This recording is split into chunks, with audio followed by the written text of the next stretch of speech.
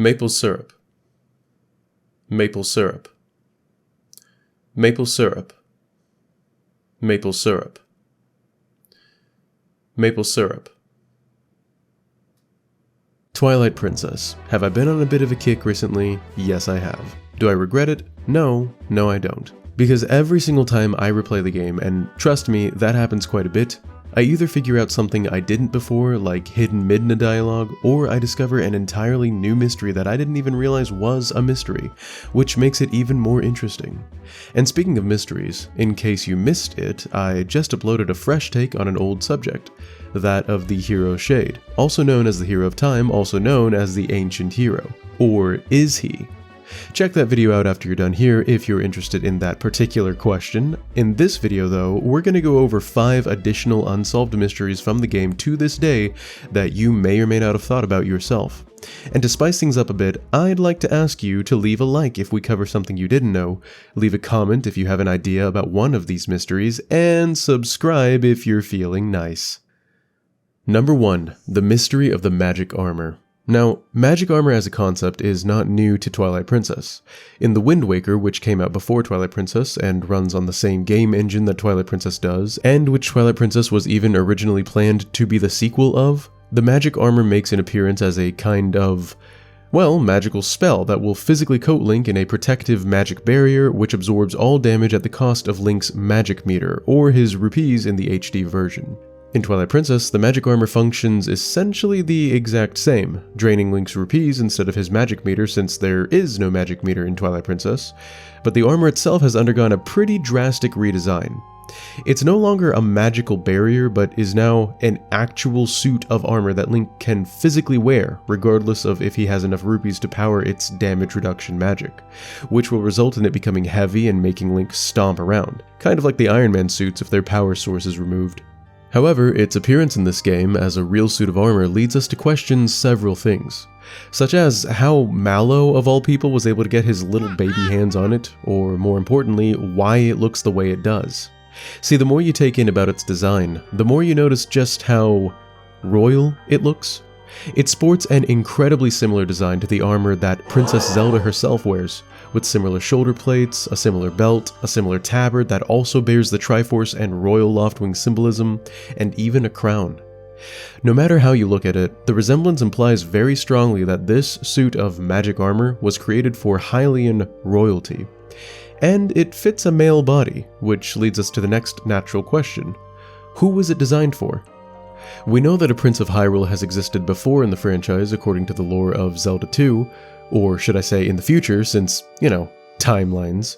There's also the very interesting fact that Zelda appears to rule Hyrule alone in this game, as in without her father the king, which means that there was a king that might have died due to, who knows what, but the other possibility is that this might have been the armor of the king, especially since the crown on its forehead is larger than that of Princess Zelda's. And its ability to absorb damage based on how much money you have does seem kind of kingly.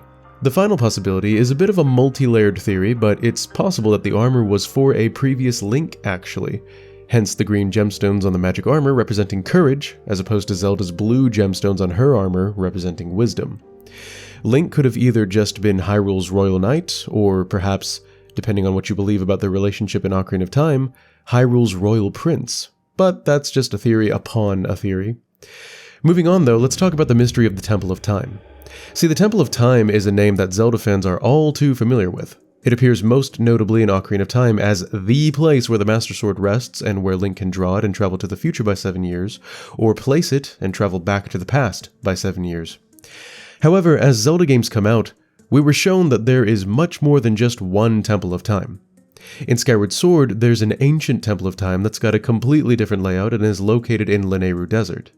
In Breath of the Wild, we were shown a Temple of Time that looks strikingly similar to the Temple of Time from Ocarina of Time, with no confirmations as to whether or not it was the same building. And in Tears of the Kingdom, we were shown a brand new but also ancient Temple of Time built by the Zonai that at one point was located where the Breath of the Wild Temple of Time was on the surface, but is now located in the sky because reasons. Twilight Princess is no exception, in that there is yet another new Temple of Time located deep within the Sacred Grove, also known as the Lost Woods. Now, understanding that different structures can be built by different people in different time periods is easy, but what makes this difficult to explain are two simple facts surrounding its Twilight Princess appearance. One, the game is said to take place by the word of God Aonuma himself between 1 and 200 years after Ocarina of Time, which already makes the apparent age of this temple hard to believe. And two, the Master Sword sleeps within this Temple of Time, not the one that was located in Hyrule Castle Town, which means that someone had to move it. Let's start with that first concept though, which is the age of the Temple of Time. It's hard to believe that something only 200 years old max and built like a fortress deep within the Lost Woods would be this broken down. But then again, that's only if it didn't exist at the time of Ocarina of Time. And wouldn't you know it, there does just so happen to be a fortress-like structure in the Lost Woods in Ocarina of Time. And yes, I am implying exactly what that sounds like, although that's just a theory. The real problem, of course, is that the Master Sword was moved. On the one hand, though, we do know that the Hero of Time eventually wielded the Master Sword even in the Child Timeline, since he has a Master Sword scabbard in his Hero Shade appearance. So it's possible that, due to reasons only to be explained by further theorizing, the Hero of Time himself moved the Master Sword into the Forest Temple, which was then repurposed into the new Temple of Time, then exited and leaned up against Saria's tree stump before passing away quietly. Or at least that's what happens in mine and my good buddy Rand's headcanons.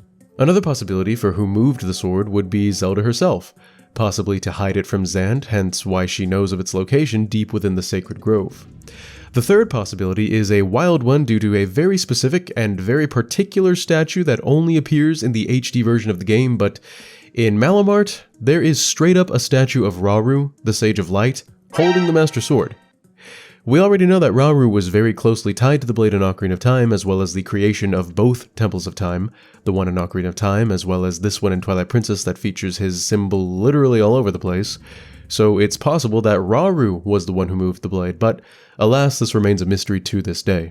The next unsolved mystery would be the infamous eye on Midna's fused shadow helmet. I'm sure you've heard about it, but just in case you haven't, the eye present on her helmet that covers one of her eyes looks extremely similar to the eyes of the Majora's Mask. And that's not the only similarity. Both relics are meant to be worn on its bearer, such as a mask and a helmet. Both relics host extremely dangerous amounts of dark power that are to be feared by pretty much everyone.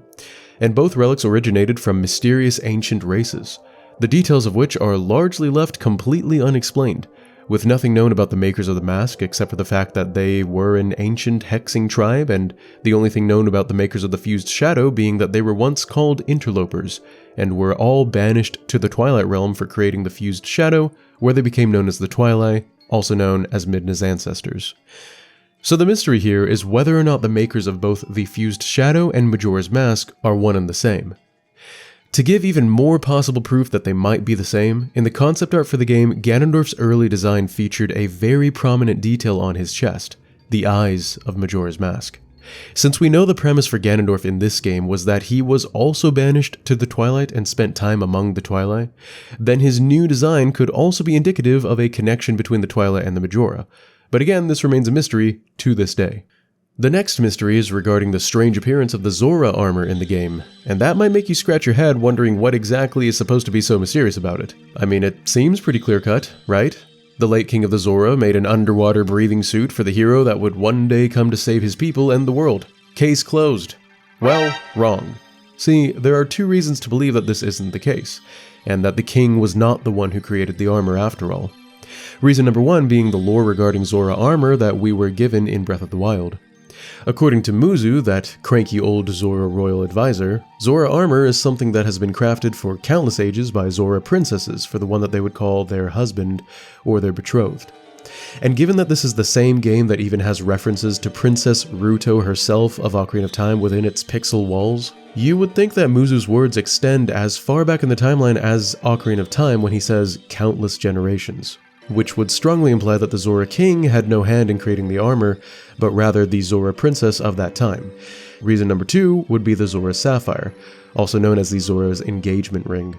And wouldn't you know it, the Zora armor in Twilight Princess has the Zora Sapphire right front and center on the chest piece, which also implies very strongly that Muzu's words in Breath of the Wild are true, especially given that most Zora princesses we know of fall in love with their Link. And given that there was only a maximum of 200 years that passed since the time of Ocarina of Time, and knowing that the Zora lived for hundreds of years individually, it's actually very possible that Princess Ruto herself created this armor to give either her chosen husband the Hero of Time if she fell in love with him in this timeline, or one of his descendants.